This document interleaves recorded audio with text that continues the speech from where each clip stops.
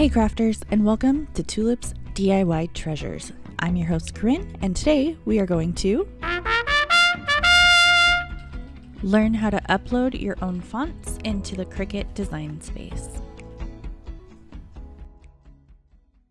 So normally in our videos, we would start out in our Cricut Design Space, but since we are uploading our own fonts, we are actually going to start with our Design Space closed. And the reason for that is we have to install the fonts to the computer that you are using Cricut Design Space on. And once those are installed on the computer, the next time you open Design Space, those fonts will be available for you to use. So I usually just do that before I launch my Design Space. There's many websites that you can search for free fonts. The one that I use the most often is Dafontcom. And I'll go ahead and link that below, Dafont.com.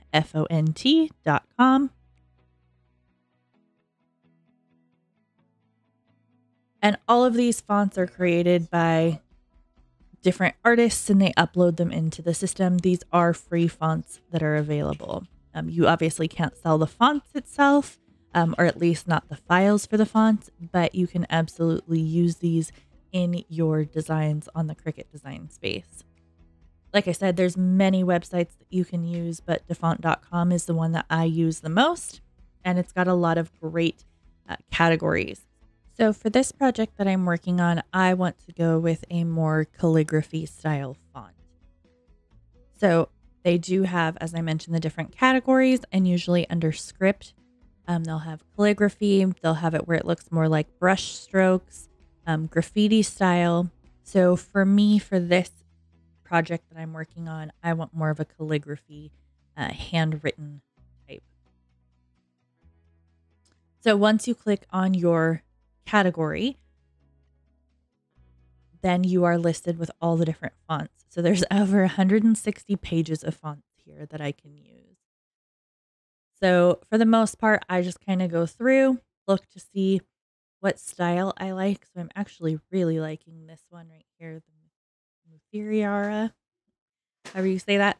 So I'm going to go ahead and click on that. Okay.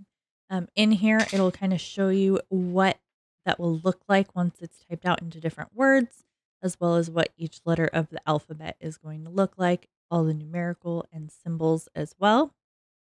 If there's something that you want to see specifically how it's going to look in your project, once you type it out, there is a custom preview. So up here, for example, I can type in treasures, whatever size I want, and then submit. And now it's going to change my demo here. So I can see what that font's going to look like with the actual words that I'm going to be utilizing in my design space. So like I said, I really like the way this one looks. So I'm going to go ahead and download this. So over to the far right hand side, there is a download option.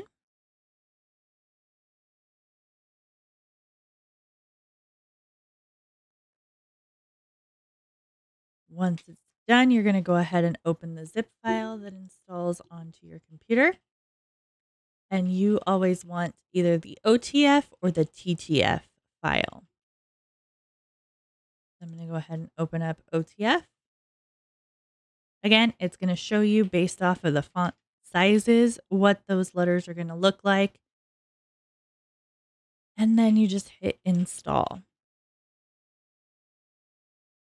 Oh, and looks like I already have this one on my computer. So I obviously like this one. So once the installation is done, I am now going to go ahead and launch my design space.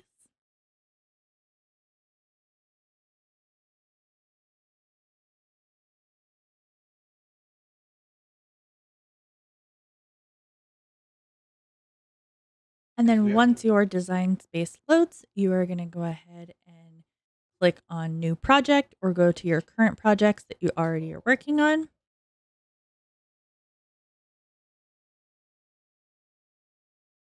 And again, once that font has been installed and you open your design space after the installation, those texts will be readily available to you. So I'm going to go ahead and open up my text here. And I'm just going to type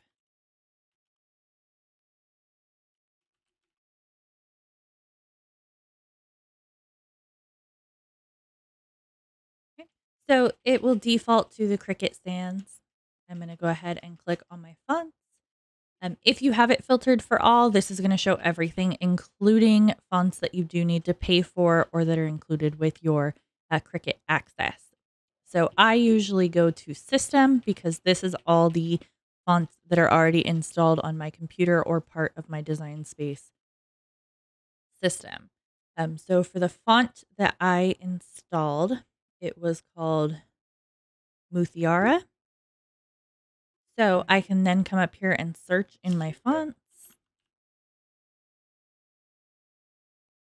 And now I have my Muthiara. So I'm going to go ahead and select that, and it will change what I have typed out into that new font. And then from here, I can change the font sizes. I can make adjustments.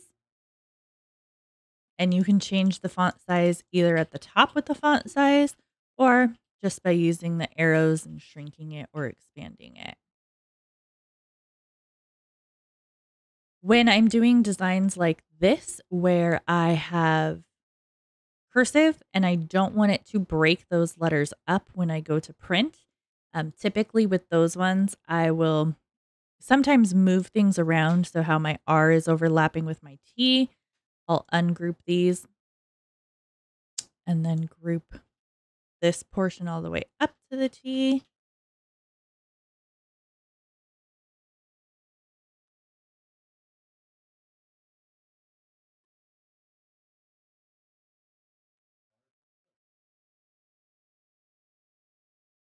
And that way I can move all this without it unaligning or going crooked or having to move each letter individually.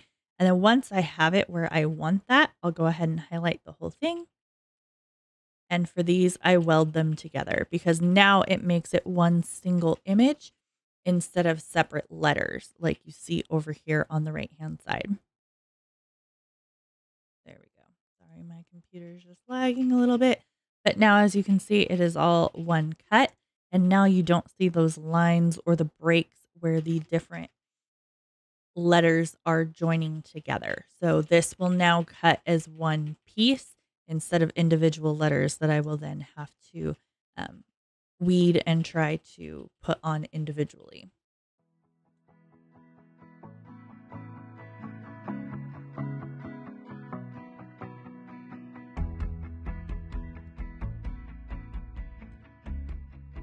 Thank you so much again for joining us here at Tulips DIY Treasures. Don't forget to like and subscribe to our channel and turn on notifications so that you get alerts every week when we post new videos. Let us know in the comments below what types of videos you'd like to see or any topics you would like us to cover here at Tulips DIY Treasures. Thanks again for joining.